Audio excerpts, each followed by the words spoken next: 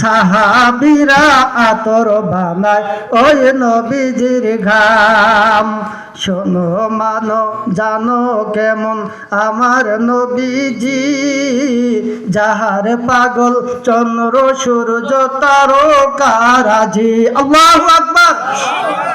শোনো মানো জানো কেমন আমার নবীজি, যাহার পাগল চন্দ্র সূর্য তারকারাজি।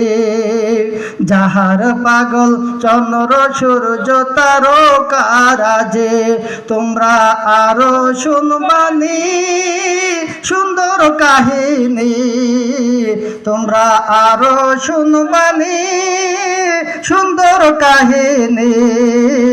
জান্নাতের রুমে রুমে লেখা নবীর নাম, জান্নাতের রুমে রুমে লেখা নবীর নাম।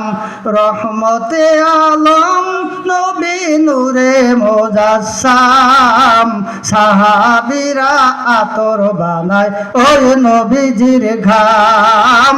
সাহাবীরা আতর বানায় ওই নবীজির ঘাম। সবাই বলে মাশা আল্লাহ। আমার ভাইরা বন্ধুগণ, ততক্ষণ যে আলোচনাগুলো করলাম, আল্লাহ পাক নবীর প্রেম মহব্বত আমাদের প্রত্যেকের অন্তর ভিতরে যেন পয়দা করে দেন। সকল বলে আমিন।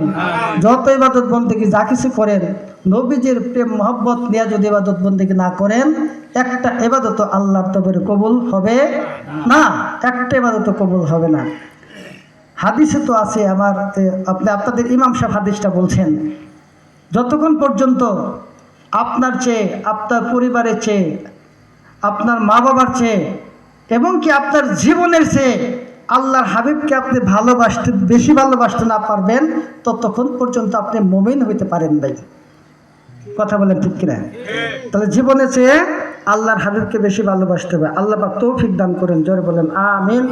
আসলে তো আমার পরে আরো দুইজন প্রবীণ বক্তা আছে।